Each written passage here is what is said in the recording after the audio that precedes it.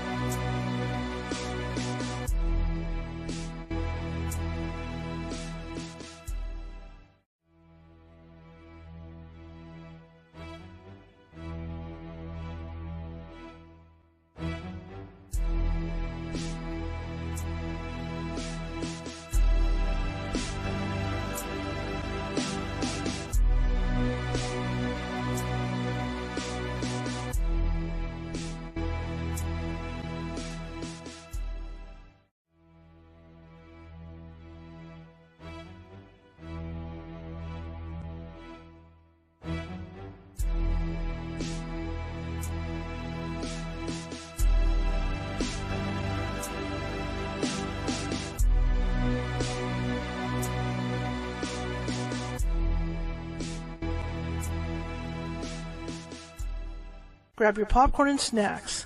Find a comfy spot, take a seat or lie down, and let me transport you to a place of fantasy, ghost stories, ancient legends, odd creatures, alien encounters, and other magical topics. You may even decide to join the conversation. From faraway lands to your own backyard, with a small dash of pixie dust. Turn out the lights and open your minds. The journey is about to begin.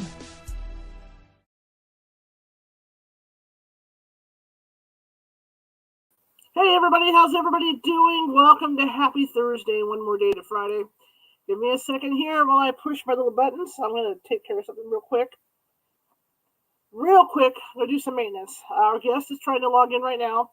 I'm going to send her the link again just in case. In my infinite wisdom, when I was asleep, I sent the wrong bloody link. So let me do this real fast for you guys. Anyway, my name is Charlotte. I'm going to be your host. There we go. I'm going to be your host for the next hour.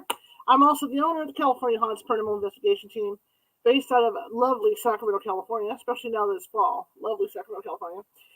We are 45 strong up and down the state, which means we can get to you. So let us know. You can find us on Facebook under California Haunts Radio, under my name. You can find us under California Haunts on TikTok. You can find us under California Haunts on Twitter. You can find us under Cal Haunts on Twitch. You can find us under Ghosty Gal on Instagram. And California Haunts Paranormal Investigation Team on Meetup. I keep forgetting about Meetup. Quick announcement. I do officially now, for real, I have the information up about the meditation club. I finally got it up late last night. It's been one of those weeks. So I have it split into two different clubs. There's 10 spots in each one. The early one is at 3:30 p.m. Pacific, and that's for people that live on the East Coast that might want to join up and do that stuff. Then there's one at 7:45 p.m. Pacific, which is after this show, and those run Tuesday, Thursday, and Sundays. Okay. Now, if you do live out on the West Coast and you want to attend the one for the East Coast crew, that's fine too. Either way, or vice versa. But it's a cool thing. You know, when I was diagnosed with congestive heart failure, I spent the first year, because they have this thing called ejection fraction, and I spent the first year eating the food I was supposed to eat, but my ejection fraction never came up.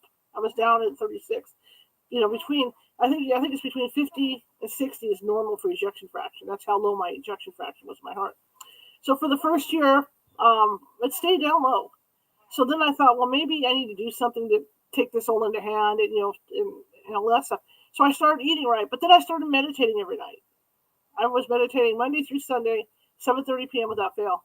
And guess what? In about 6 months, my ejection fraction went to 52. Now it's around 54, 56. So I'm sitting at a normal ejection fraction. So I swear by meditation. I mean, it's not going to make miracles for everybody, right? I mean, I'm not going to claim that. I'm not a doctor. I don't, that's just how it is. But it does help. If you have a hectic day and you want to calm down, you get into a mode and you start, it helps you calm down. So if that seems like something you might be interested in, come on over to California Haunts Meetup, sign up. Just go in California Haunts Paranormal Investigation Meetup, go to events and sign up. And it is a guided meditation. We'll do it every day. And we might talk about other stuff. I may draw on oracle cards as well, to kind of break up the monotony. But yeah, I have a lot of meditations that I can guide you guys through, and it might be helpful for you. I'm saying might, because like I said, I'm the doctor, right? So come on over there, sign on up. It says that we're starting today. I've been doing it for a while with a couple people, but we're officially for the 3:30 p.m. folks, the 6:30 p.m. Eastern folks, we're starting Tuesday or Sunday evening. So Sunday will be the start of that. So come on over and sign up, and it'll be cool. And for that one cost for the month, and what that gets you is you have 3 to 4 meditations a week, and with other stuff like the oracle cards and things like that thrown in. And if you can't make it for that particular session, I'm going to have a recording of it, so you'll be able to go in and do it later on, whatever time is convenient for you. Okay. All right, that's all done. My guest tonight, I've known her for a long time. We've worked together for a couple of years. She's one of the finest mediums I know. And when you talk about a medium that can do it all, she can do it all. Ann Bender can do it all. And she's got stories to tell. We've all been doing this for a real long time. And we all started out about the same time. And it's been a fun ride. It's been fun knowing her. It's been fun knowing her husband, Dave. I was a member of API for a while, and everything I know, I learned from them. Everything I know. So I'm going to bring her on, and we're going to talk about interesting things. She was on Haunted Hospitals, the TV show.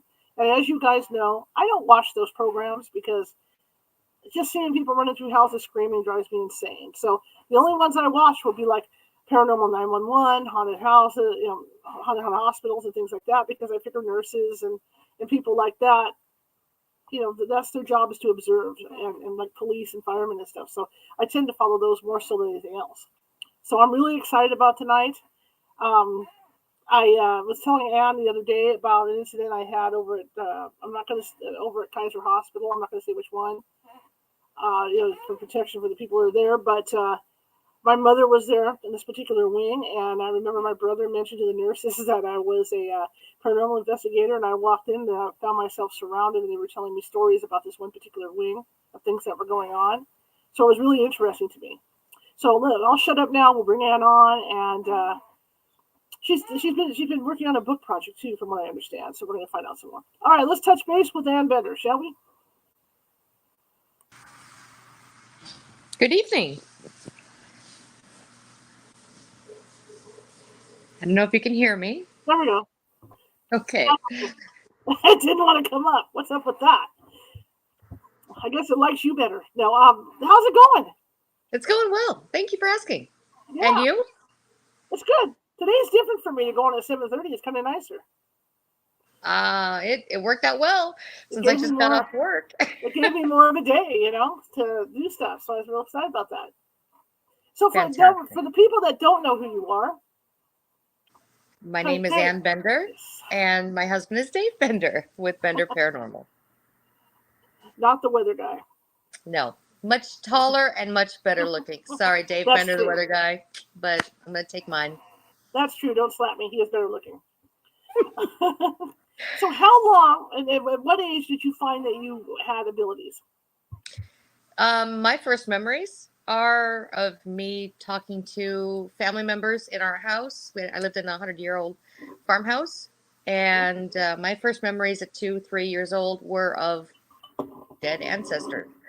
And it scared my family so much that when I described them, it wasn't until I was an adult that I finally got pictures of some of these family members that I was describing in great detail. That's what scared them, is the accuracy of what I was describing. I think families just don't understand it, because they expect you to have imaginary friends, but when those imaginary friends turn into very vivid friends, I think it freaks people out.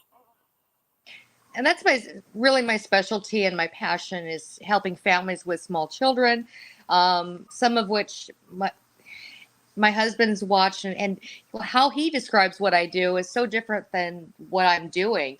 Uh-huh. But I actually am just talking to that child, no different than I would be speaking to a spirit, asking them to bring me certain items. Uh-huh. And that interaction is all done without any words or verbiage, just as if I was dowsing or talking to a deceased family member. It's the same type of communication, and that's why I am skilled at what I do, is I finally understand that it's all frequency based, and I've continued to perfect and improve upon the distance so that I don't have to be in the same house, that I can do it from afar and finding missing people, living and dead. Very cool, very cool. And your demeanor with children is great. Oh, thank you. I mean, you have this really quiet demeanor, and you don't intimidate kids. I intimidate grown men, but but I think that's what works for you too, as well. Going into work with children, because you have that demeanor. Thank you. I try. Because kids are scared, of what they see and what they have, and they need someone to have that calm demeanor to deal with that. I walked in those shoes of fear. I walked in those shoes for so many years, and I never forgot the level of fear and isolation. Yeah, it can be very isolating. I remember when I first started seeing things, and they told me, well, go to bed, it's your imagination. Stop thinking of stuff like that. And I just went, okay. And I see dark people standing in my bedroom, but that's okay. I'll go to bed, I haven't told you, I saw a ghost at Outback the other day. Okay. Karen and I were going in there to have dinner, and this guy, I guess he was probably remembering, what it was like to eat food like that. And I looked up as we were going to sit down, and he's just a shadow of a guy, because the sun was behind him. and you can see him with his arms up like this, peering through the window. Mm-hmm. Is it in the corner by the recording artist that is in the corner? Yes. Yeah. Yeah. He's frequently there. I sat over there a couple times, and yeah. At least he's harmless, you know. Oh yeah, very much so. I don't usually see them outside in public like that, and so when I looked up, I looked at Karen, and I went, "Wow, did you see that?" You know. So it was one of those "Did you see that?" moments. Let's talk about hospitals a little bit. You work in hospitals, and you were on haunted hospitals. But now we can talk about, because I saw that segment of haunted hospitals. So now we can kind of talk about what you were talking about on there, because you've already been on there. So let's start there, and then we'll go from there. I actually haven't even seen the segment yet. I'm still trying to get a hold of a copy or to see it. Mm-hmm. So I haven't even seen what the end result was. I've heard that it was well done, so that's good. Mm-hmm. Plus, I was 70 pounds heavier, and it was that segment that convinced me to get myself healthy. That's where I'm at right now. See how I hide behind the mic? The minute you're on camera, you're just like, oh, no. I don't want to see myself. It adds so much weight. And granted, I had weight to lose, but it was the healthiness of me that I had the biggest reality check. But that's another segment. Another segment. So you've been working in hospitals for a long time. And going in as talented as you are, like I told these guys, you can do it all. I mean, you're one of these psychics that are mediums that can do it all. So I know we talked about this in the past about shutting down with certain entities and how you handle going out into like movie theaters. But what about hospitals? I mean, there's got to be a ton of energy there. There is, but I learned early on when I was a medic, and it worked back in Michigan. I was in always very active locations. Well, part of it, I was drawn to those locations. I was drawn to it, not really understanding that I had a level of communication that other people didn't. We finally made a game out of it, that my partner on the ambulance would ask, okay, Ann, what time is our first call going to be? How bad is it going to be? What time and where should we eat dinner so we get to sit down the longest and are closest to the call? I would be accurate within about 5 minutes of the call, and we maximized our lunchtime by doing that. Interesting. Now, I remember when I was doing my 5-year thing on the crime beat for news, and I remember Jason Lindo asking me about accident scenes, and was I able to see the spirit leave the body? And I got reminded of that on a Paranormal 911 show one time, where this officer was there, and he was assisting the paramedic, and this person appeared to him. While you were doing that kind of work, did you have anything like that happen? Yeah, unfortunately, yeah. I would know whether the people were already gone when we'd pull up to the scene. There were other times when I'd know we need to grab pediatric gear or other specialty gear that we normally didn't carry on our initial response. And it wouldn't be called out with a call, and I would grab it. My partner would every now and then would go, "Why are you getting that?" I said, "We're going to need it." There was never any argument or discussion when I said, "We're going to need it." Okay, we'll get it. I'll help you bring the other stuff. So it took a lot of years, and there was one day I actually did a call in my sleep. I was so exhausted going all day. We did a full code. To this day, I don't remember. My partner asked me for the report. I'm like, report for what call? He goes, Ann, you ran a full code. Don't you remember? I said, no, I was asleep. And I see his face turn whiter than the ghost. And it's not to undermine or undervalue what we do in that capacity. But it is very algorithmic. It is very routine. And when somebody's already gone, what you do doesn't change. The ABCs and doing all of what you do really doesn't change. The only logistics are, getting the person to the hospital quickly and efficiently and letting the professionals at the hospital take it from there. So when they appear to you, like if you're out in a situation like that, where they're either dying or they're already dead, Are they confused, or what's their state of mind at that point? It depends on where they're at in life. The hardest ones are ones that are either small children, which thankfully I didn't have many of those, thank goodness. But the ones with dementia that are very, very confused already. And I actually had this happen at a hospital I worked at, not my current one, where I heard the paper. I was sitting in the x-ray area and I heard the papers behind me moving. And I realized there was an elderly woman behind me. And I looked behind and I see this elderly African-American lady, very, around 80 years old. And I realized that she's just passed and she's still in the ER. And I stopped and I listened. And she's fumbling around. Where's my room? Where am I? Where she was confused. And I realized her daughter is in the ER room, in a particular room where those codes were taken, trying to say goodbye to her. So I went, okay, I got to get you back to your body. Now, I got to also do this quietly without anybody recognizing what I'm doing. So I'm talking to her in my head while I'm paying attention as I'm walking down the halls, and I'm walking into the ER that we haven't even been called over for a chest x-ray. But I'm walking over to send her back to her body. One of the nurses that knows what I do, because she hasn't had an incident there, same ER. And she goes, what are you doing? I said, well, I'm bringing her back to her body. And the sweet little Filipino lady goes, put her back, put her back. That's what I'm here doing. I can't really say, but I've taken care of it. I'll put her back. She's with her daughter. They'll never know. Her daughter will never know her mom wasn't there to listen to what she was saying. She was still so confused. And that process of actually crossing over had not happened yet. And helping people cross over that have passed, and anybody that's been present when I've done that, you feel it. Anybody in my presence, everybody will feel the same sensation, that whoosh, or whatever sensation happens with that crossing. Anybody there will know peace has happened. Ultimate peace, for lack of better words.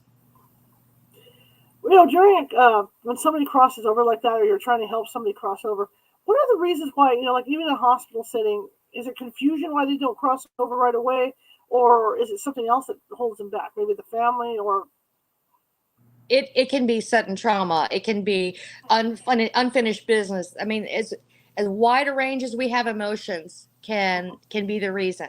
And while and other people pass peacefully, and it's just as individual and unique as from one person to the next. There is no generalizing. There is no saying anyone is like another. It'd be like saying you are just like me.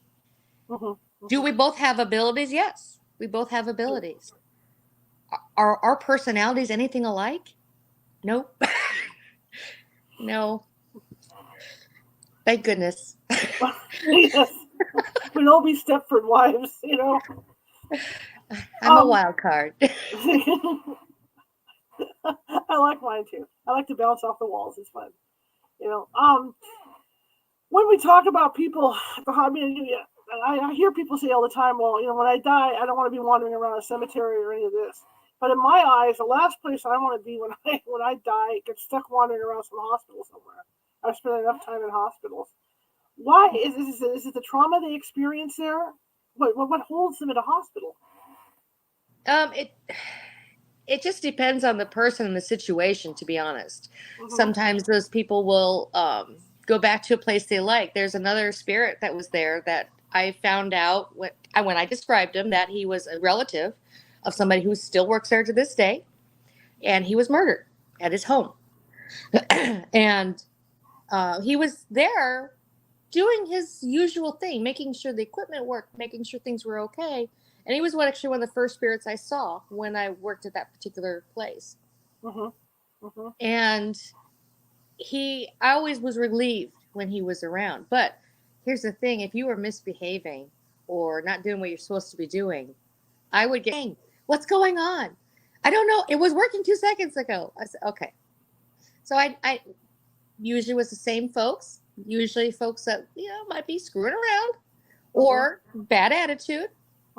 We're not perfect. We're having a really rough day, and Right. I'd go there and hey, I'm not going to say to the person, yeah, okay. I would fix what was fixed, but I would also lend a listening ear. Mm-hmm. And I try to do that to this day. And when I'm listening, I'm interacting with that person in the here and now while I'm also getting 2 cents from somebody else. It's kind Right. of always like having a 2-year-old talking to you while you're Mm-hmm. trying to have a conversation.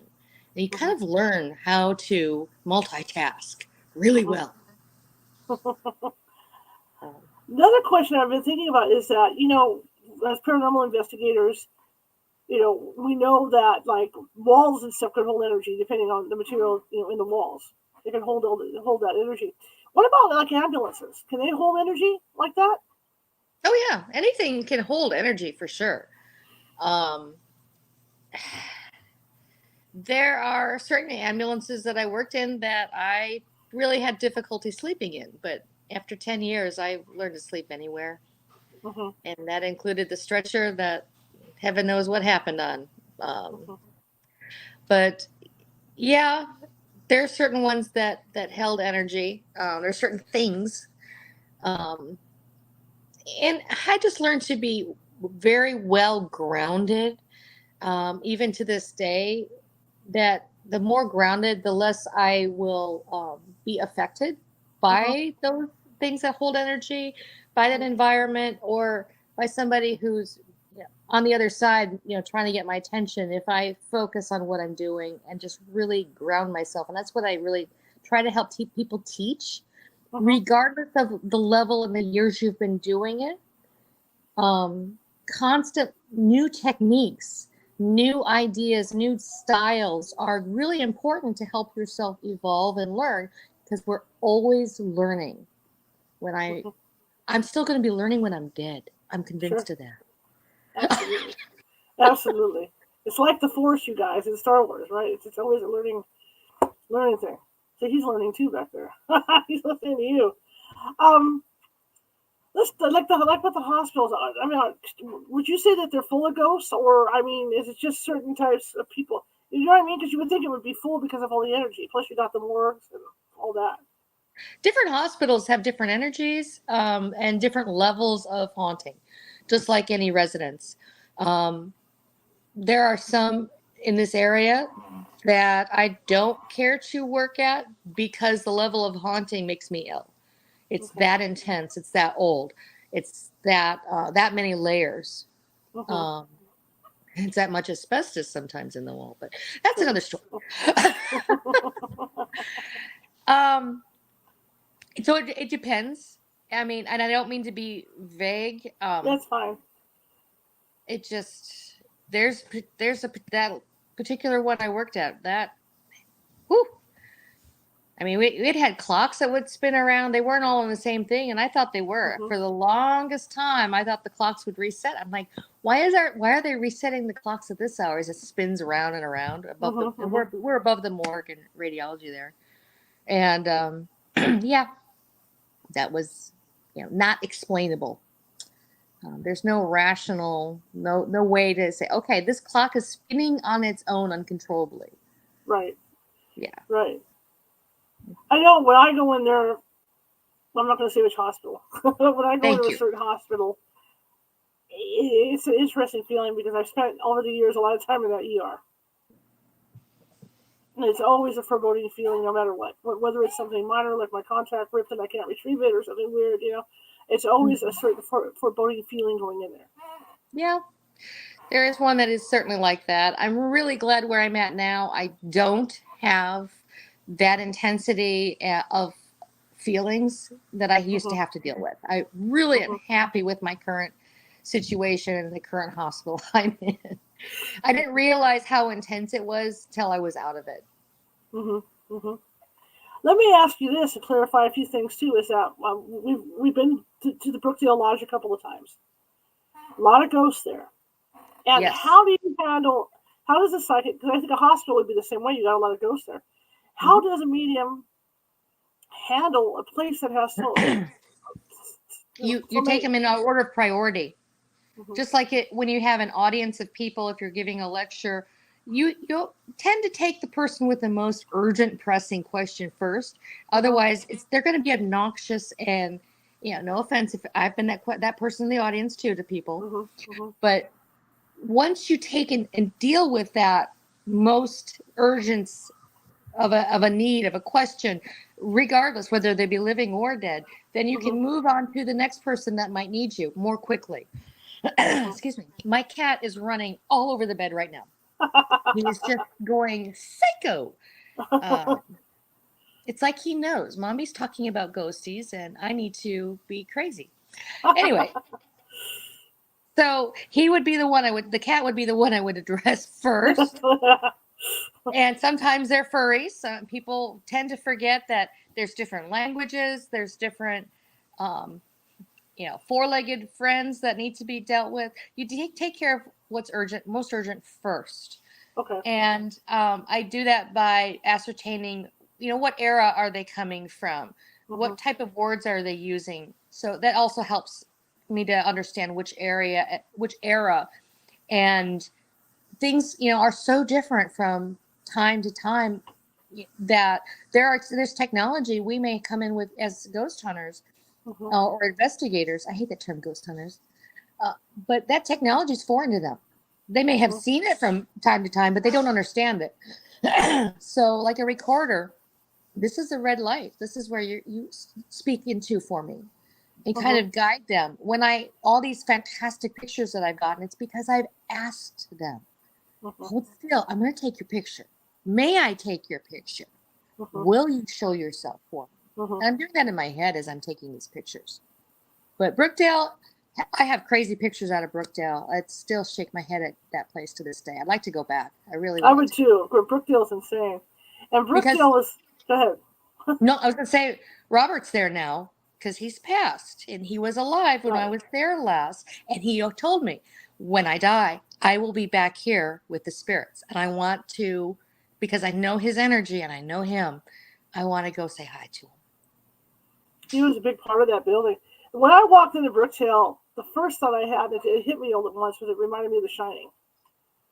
Because they're all there. They're all lifting their drinks, they're all partying. And I remember when we were at Brookdale, how there was a little bit of problem talking to some of these gangster guys because they were there with their mistresses and the wives were at home or whatever. And we had to convince them that, no, we're not going to tell your wives that we're here. Or, that you're doing this. And Brookdale is just an interesting place.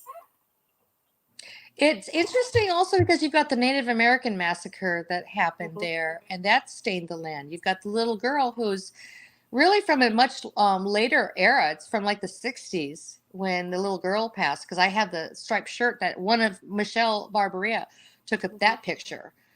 You've got the lady in the pool who's from... Oh, yeah. That, and we actually had the ripples in the water when nobody was in the pool. In the middle of the pool, you have these ripples of like a person swimming. It didn't matter where you go at Brookdale Lodge. They respect weddings and ceremonies when they're happening, but they're still doing their thing. They're still going about. They just mix in with all the noise and commotion that's there. And the photo of the investigator, who we won't use their name, who has a hand going to the head.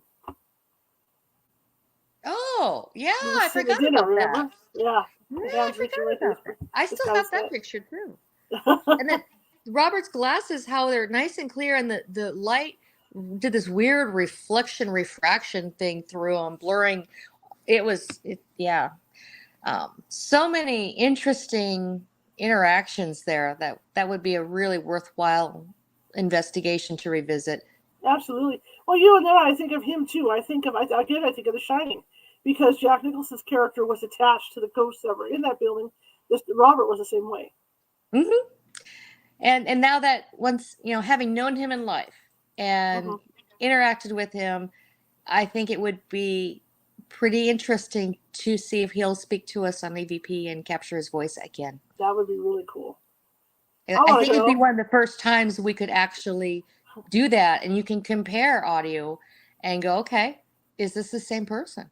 We know he's no longer alive. I want to go. I want to go back. Yeah, we got to go back. We got to go back. Do a collab and go back. So that's what was leading up to the next question about these hospital facilities. as you say, as they come up to you, because it's got to be loaded with ghosts no matter what, because hospitals will retain all that memory in the walls, everything's there. So you take it by priority then, right? At a hospital. Yeah. Okay. Matter of urgency, need. Is this somebody that I can potentially help? And if they're asking for help, then I'm going to honor that request, living or dead. Somebody's asking for help. I'm going to do what I can to help them. Have you ever encouraged them? Because when they talk about NDEs and things like that, when they leave their body like that, have you ever encountered anybody maybe instead of watching their body on the operating table, maybe they're wandering in the hallway, while they're being operated on or anything like that? I have to be very careful so that I don't. Gotcha. Nothing currently. There's nothing been anything current. In previous hospitals, yes, I have seen that occurrence happen. I always know when that's happened on the table before I start my shift. There's been an event.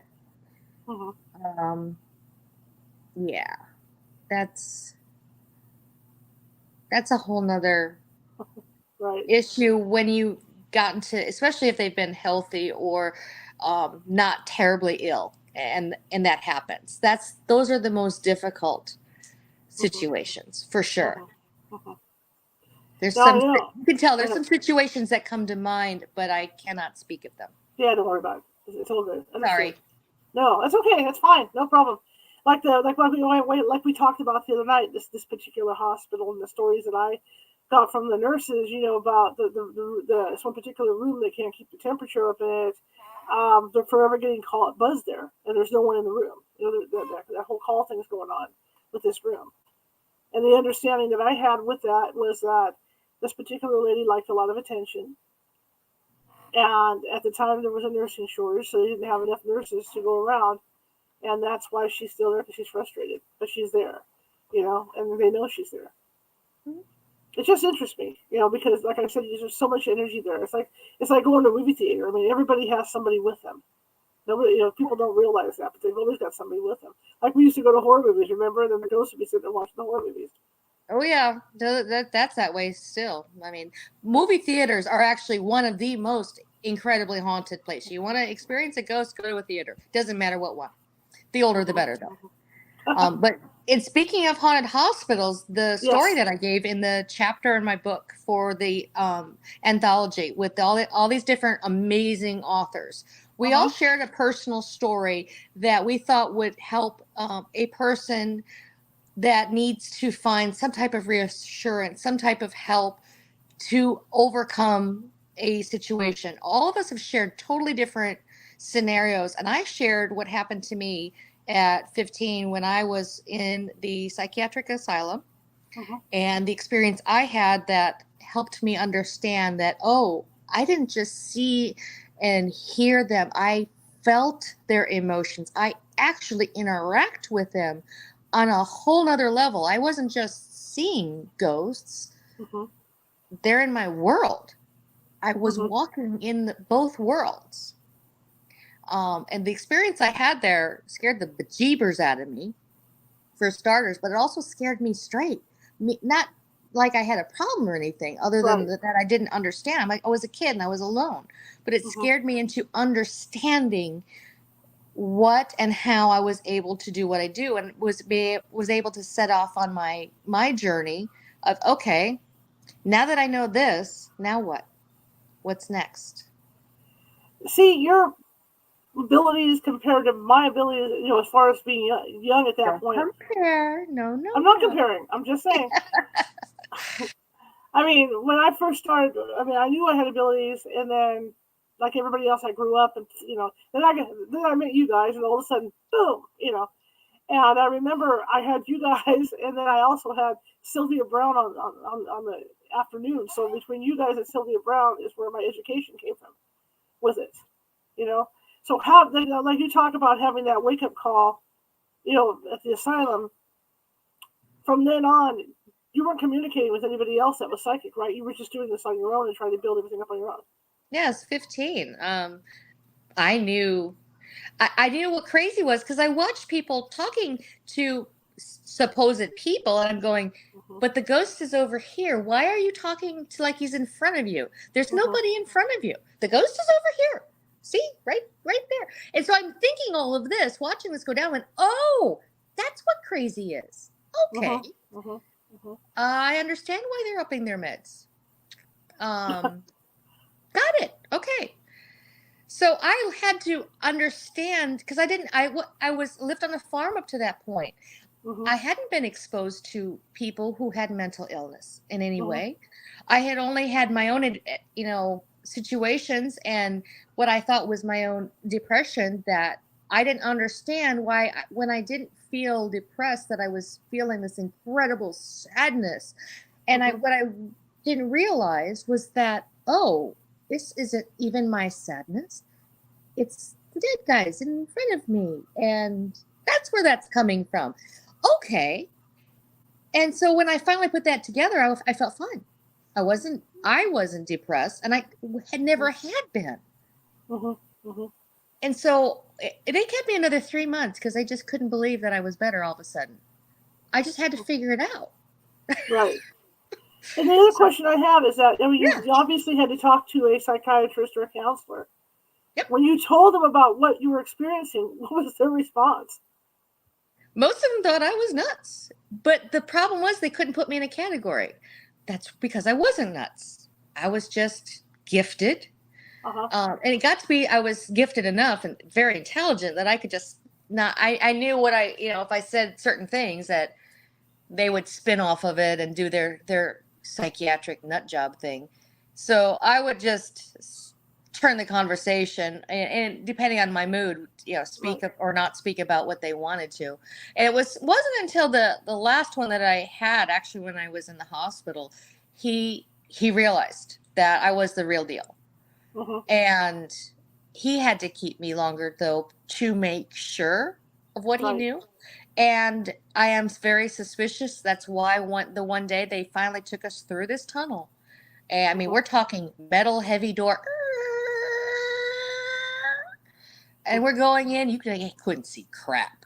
And you could hear the crunch from the bugs underneath your feet as we're going down this long corridor. Scared the crap out of us. But I was like, okay, let's go. I'm gonna get an answer to this because I'm sick of feeling this way.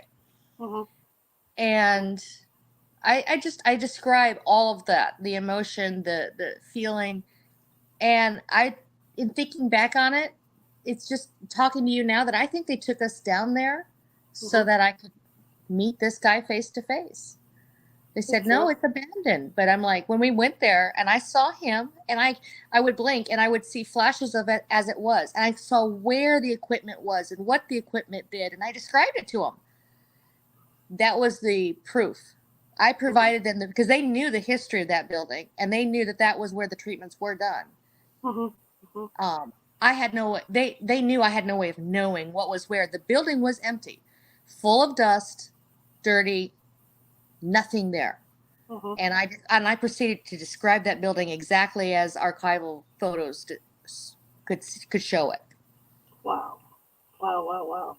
You're a very talented medium. I mean, you're really talented. Well, that's how one of the officers, a former late officer, he's no longer with us now, but he was one of the Zodiac officers. And I did a lot of remote viewing work for him on cold cases when he was alive. And he tested me by taking me to an old crime scene where I proceeded to walk it. My husband was there and described it. And he stopped me at the end and goes, it is like you are describing the pictures that I have from the crime scene that night in vivid detail. You are describing it better than a first-hand witness that was there. But it's because I would lock into whatever time I needed to see, and I asked them to show me. I asked the spirits to show me. And that's how, when I see spirits in their death image, and I start seeing this at a very young age, really grotesque, horrible things. That's why I keep Allie, my daughter, so with a freedom to be able to talk about this, because when she gets these images, it's scary. It's scary to see people with bloody things and Mhm. appendages and parts missing. And I remember what it was like for me to see this stuff. Sure. Absolutely. Do you find now, and I know I had a friend who has had abilities as well. She was seeing a psychiatrist and she got very lucky. And this is just within the last 3 years that this psychiatrist believed in the paranormal because her treatment was so much better. But back then, when you went through this, nobody was really into this stuff, and even if they were, they wouldn't have admitted it anyway. Correct.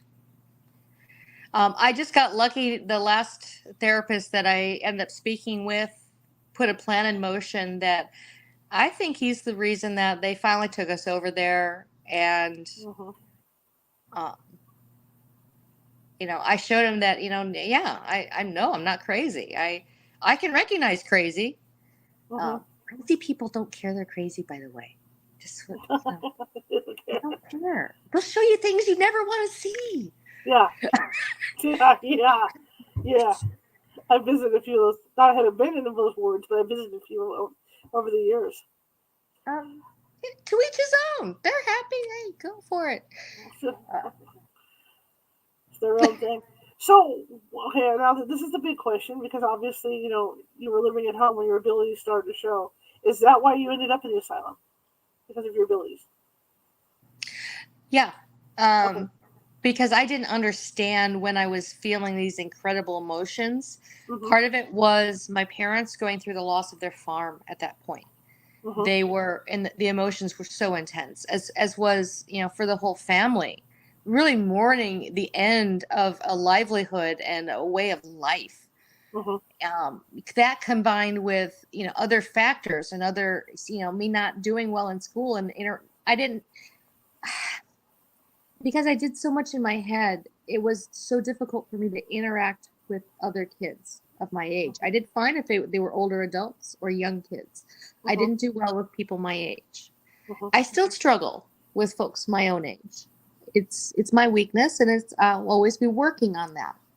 Part of that is because I think, and I'm interacting so much in thought that I forget to speak, and I'll not realize I'll start, mid thought and not realize I haven't said out loud the first whole part of it. That's very irritating to people. Pisses them off sometimes. Mm-hmm. Mm-hmm.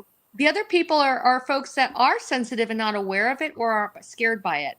I enhance people's abilities. I am a natural enhancer. I know you know that. Anybody that's around me, well, what happens if they're not in touch with that part and I'm around them? They may suddenly either love me or they freaking hate me like crazy, and they don't even know why. They just loathe my presence. And that's because I act as there's something about my DNA that enhances people's stuff.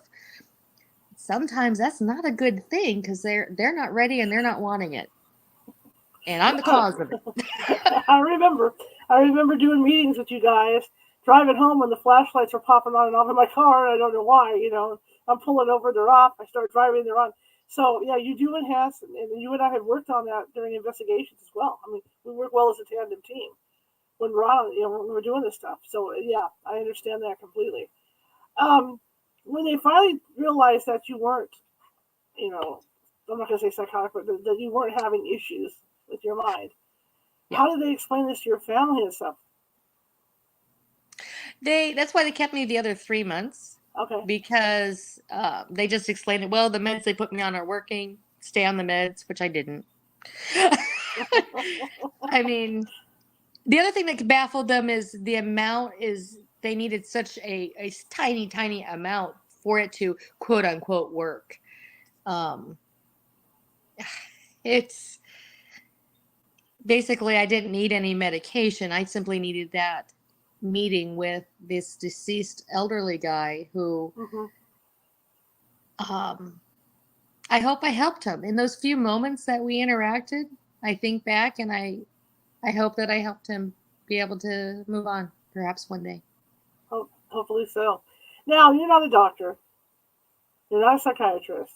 Nope. But do you think, just pulling it out of the blue, that some of these patients that are in these places may have abilities? Yes. And that's why they're there and nobody realizes it. Oh, absolutely. The other thing is they may have both. They may have illness and abilities. And Mhm, that's a mhm, sad, sad thing because, um, it's like with a disability like autism where you're so high functioning. mhm, I've been able to connect with a few folks that were autistic by my thinking, no different than when mhm, I talk with a small child. And in one case, the little girl I was speaking to was 10 at the time, and she spoke to me in a full sentence. And to this day, I don't think she's spoken in a full sentence to anybody. mhm. Wow. But that was the sentence: my mommy doesn't love me. Is that a heartbreaker? Oh my God, yeah. And the sad thing is, it was true. And I knew that. Mm, She had abandoned her daughter, and because she was autistic, they were twins, mhm, and they knew that I loved them dearly. mhm, Unfortunately, the daddy had other issues, and we separated after 4 years of not marriage, but very close mhm, relationship. mhm. So, yeah, my mommy doesn't love me. Man. Wow, that hits it right there. Mm. Ugh.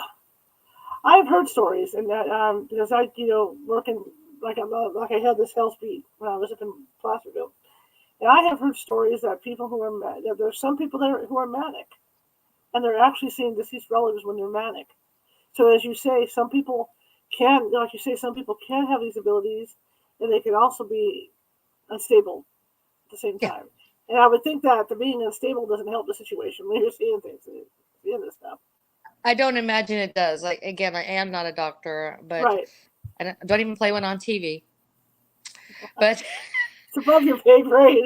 Yeah. it, it definitely is above my pay grade. I'm fine with that. I really am happy with where I'm at in life, and everything I've gone through. I really wouldn't have changed a thing. Um, my parents and I have had long discussions in that. I'm going, no, this got me with who I am, where I Mhm, am right now. And, without those tough times, you aren't going to have extreme growth. mhm. So I think other than my height, I've had some great growth. It made you who you are, and Yes. and it's different. Now let's talk about kids, because you do work with kids. We do work with kids. You do work with kids. Do kids tend to see terror, scary stuff, or do you find that they're seeing their grandparents and the deceased family members, or is it a They see it combination of as it both? is. They see Okay. it unfiltered, um, unbiased. They see the reality. Sometimes that reality is scary and grotesque and horrible and terrifying. And other times it can be just pure love and pure joy, or it can be a family member trying to warn them, Mhm. um, to get them to sleep into a different room. Um, when Allie was a baby, had she been sleeping in her room, she refused to as an infant. She refused to. But had she been, she wouldn't have survived. She would have died from carbon monoxide poisoning because of a lethal amount, an adult lethal amount that was present in the room. Mm. So she's been active and gifted since 3 months gestation in my belly. So she was setting off toys, very early on. I knew what her Mhm. favorite toys were. And I went, oh my goodness, this is only 3 months along. Ah, what is this going to be like when she's born? Mhm. What is it going to be like when we go through puberty? Holy enchilada. Whoa. And I'm still saying that for the record. How does she do in school? Because there's so many kids around and probably so much, activity around that nobody else realizes. So, have you taught her how to pick and choose, or how's that work with her? I have to say that the kindergarten and first grade were really, really rough because unless I had a discussion about ghosties with the teacher, Mhm. to make sure she, no, she actually does see this stuff and see where they were at. We've been really blessed to have amazing teachers with where she's at. Mhm. They know what I do. They know what Allie can see, and they know that she has so much love in her and compassion for other people, living or not, and her friends. She has problems with reading and interacting and getting the words out, which is not unlike what I had to deal with, because we're thinking everything. We're interacting at a whole nother level. So she's really still struggling with the verbs, the verbiage and the words, but she's getting along much better. The teachers are really working with her as far as, helping her interactions with her peers and her kid and the other kids in school. Yeah, I mean, it's worked itself out. I was really worried though for a little while because our Uncle Dan was around, and so she was constantly talking to him at school.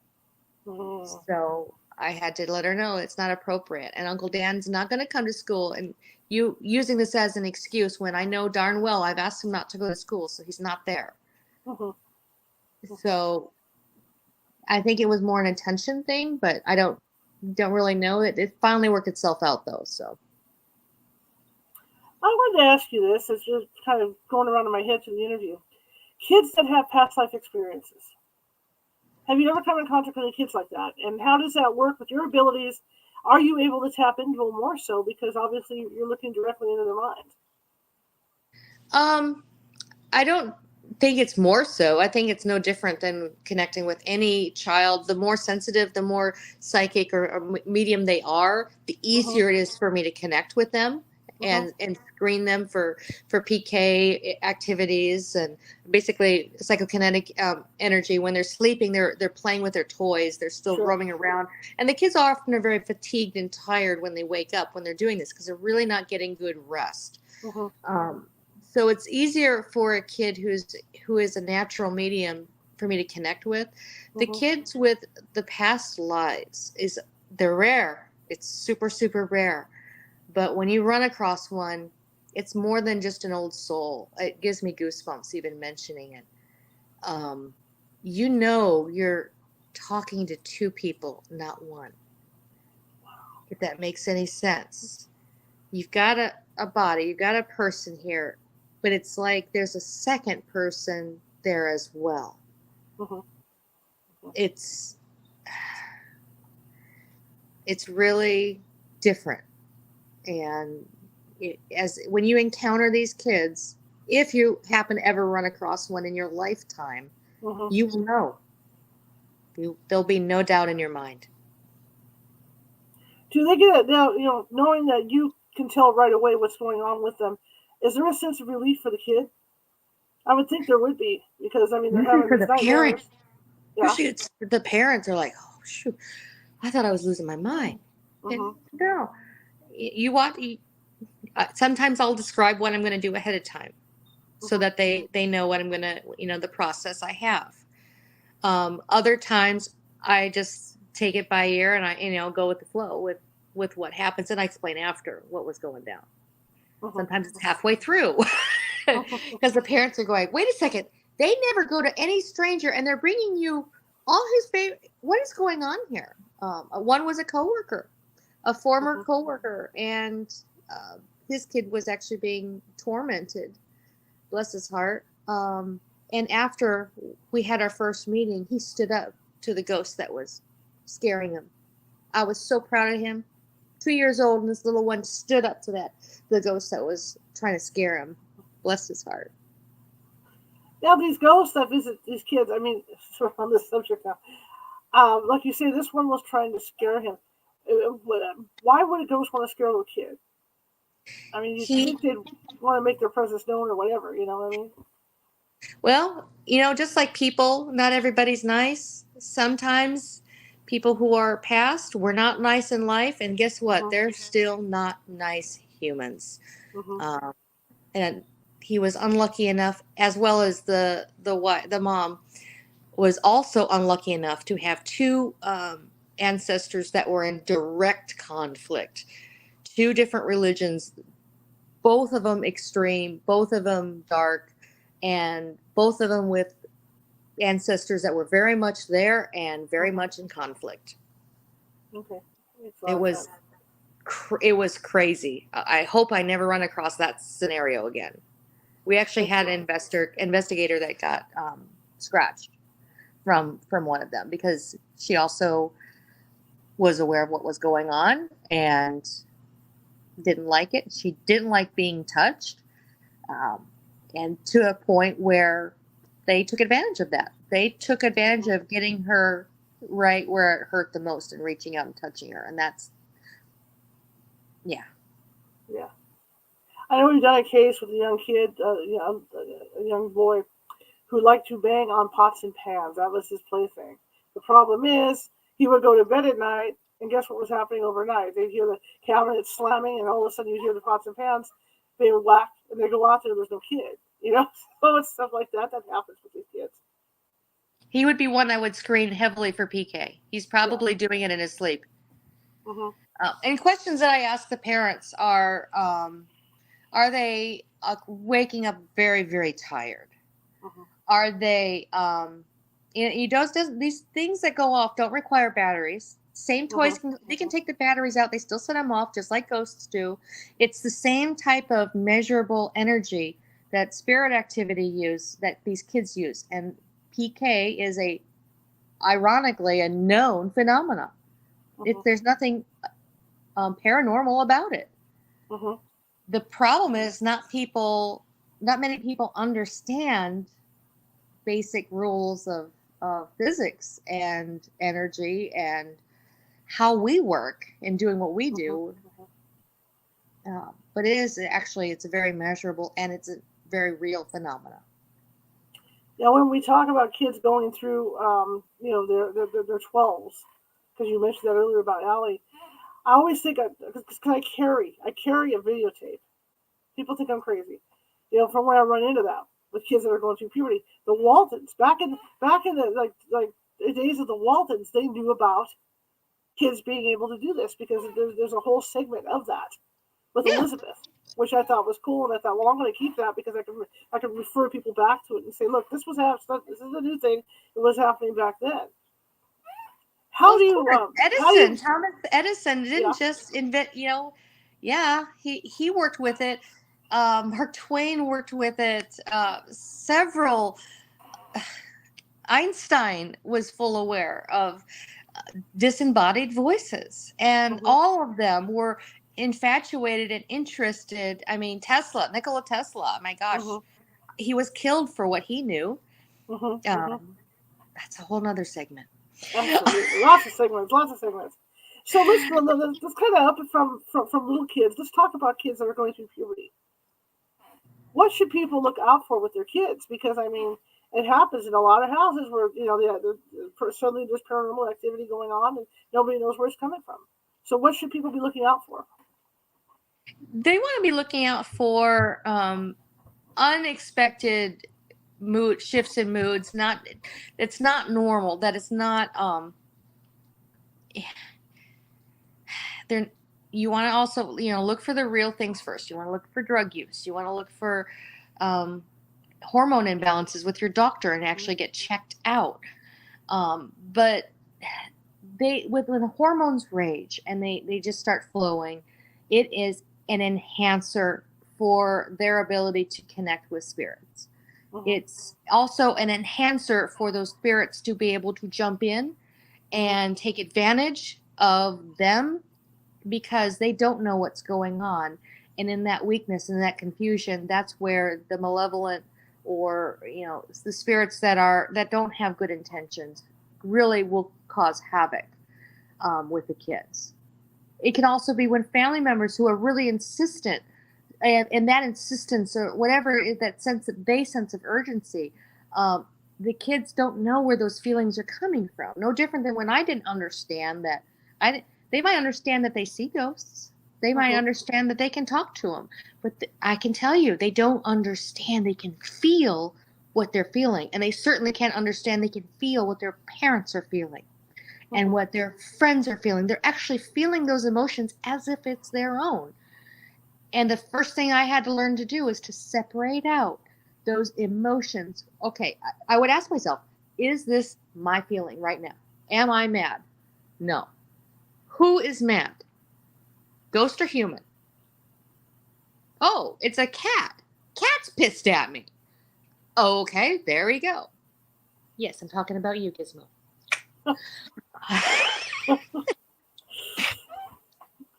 Anybody okay. want to adopt some baby kittens? We've got 5 of them out back. Not tiger. Okay, 4 of them out back and a mama.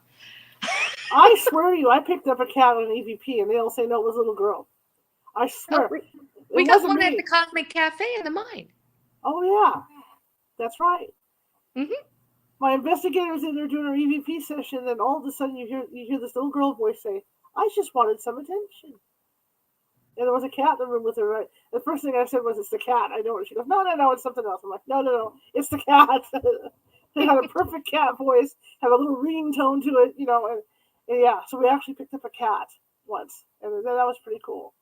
Yeah. I forgot about the Cosmic Cafe. That was cool. It That was. very We have cool. that. Meow, meow.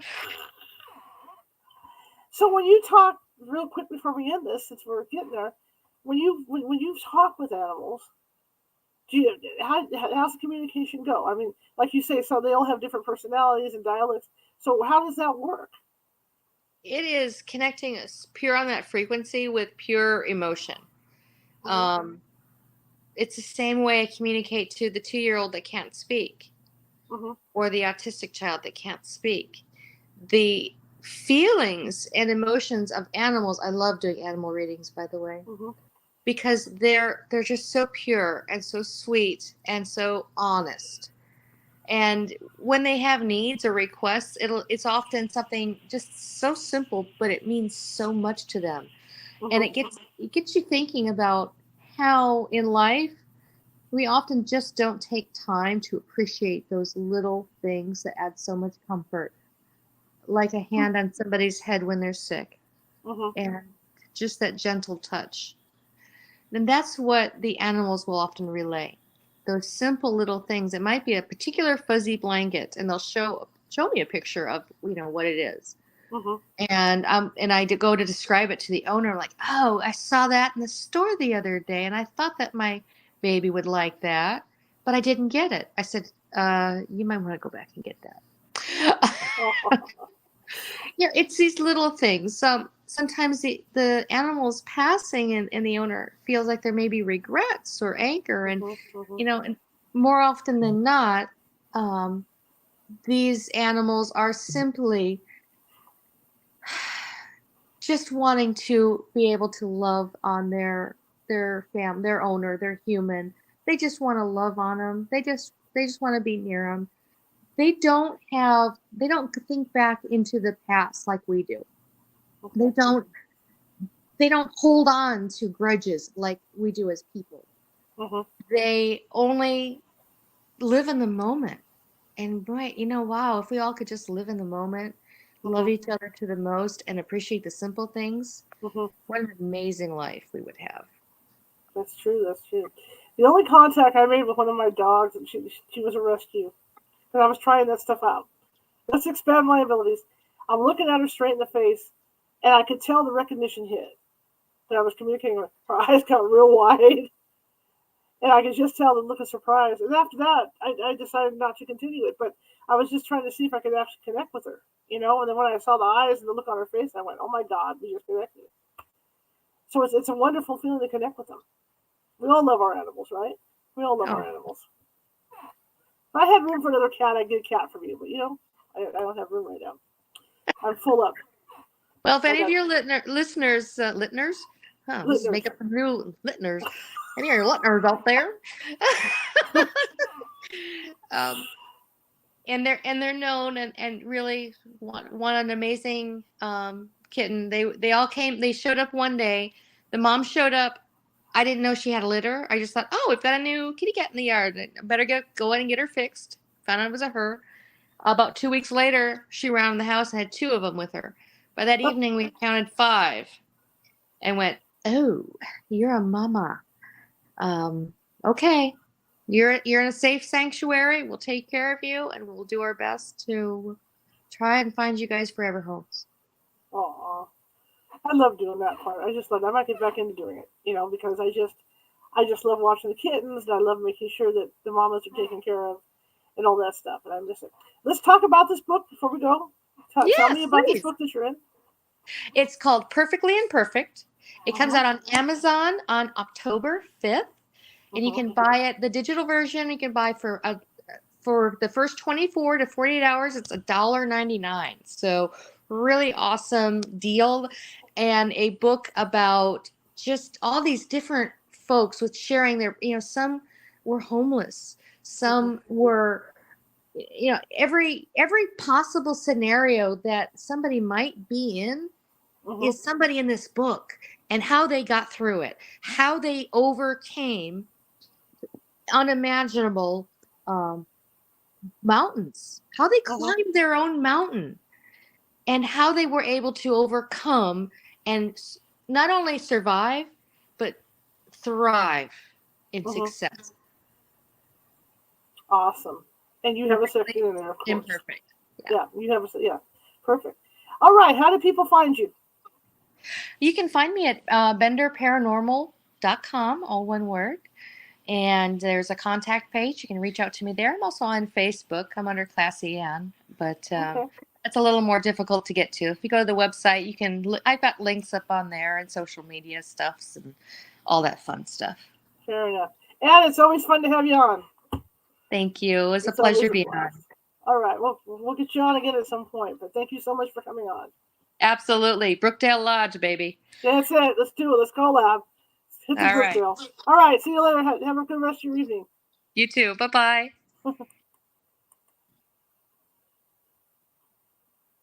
Okay. There's my screen. Boy, it's running slow tonight. It's always great to have her on. It's always fun. We go back a long, long way.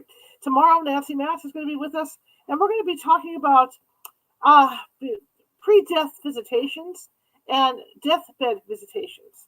Because I know with my mother, I was watching her. I was very observant watching her and who came to visit her leading up to her death. And in my dad's case, he had visitors up like a year to 2 years before he passed. So it's going to be interesting to have that conversation. Nancy will be here. Usual time, 6:30 p.m. Pacific. We'll be right here. Again, if you guys are interested in that meditation club, there are two options for you. If you want to get it earlier during the day, that would be 3:30 p.m. Pacific, and for the people on the East Coast, that's 6:30 p.m. their time.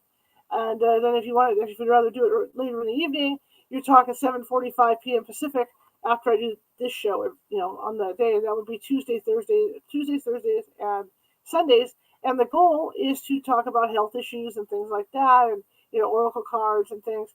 And also the goal is to do even more. I mean, if it goes well and everything, I could see us going 4 or 5 days a week doing these meditations if people really get into it. So check out the California Haunts Paranormal Investigation Team Meetup, and you'll find the links under events. Okay. All right. That being said, if you like the show, share it with 5 people. If you hated the show, share it with 5 of your enemies. Of course, we are equal opportunity here at California Haunts Radio. Just looking to build up our audience. We are now 300 and no, we're less than that now. Nope, I think we're about 318 away from hitting our 1,000 mark on YouTube. So it's really exciting, and we're building up our presence on TikTok. So check us out over there. And Facebook, our presence is really good. And again, if you watch from Facebook today, if you like the show and you haven't done so already, hit that follow button. Hit that follow button. Same thing, if you're over here from TikTok and you're watching this from YouTube, hit that subscribe button. Doesn't cost anything, but good shows every night. And I try to bring the best shows possible to you guys. All right, I will see you guys tomorrow at 6:30 p.m. Pacific. And again, I want to thank Ann Bender for coming on. I really appreciate it. It's always good to talk with her. But I will see you guys tomorrow, same time, same place. Well, not same time, but our usual time, same place, 6:30 p.m. Pacific. See you guys later. Have a great rest of your evening.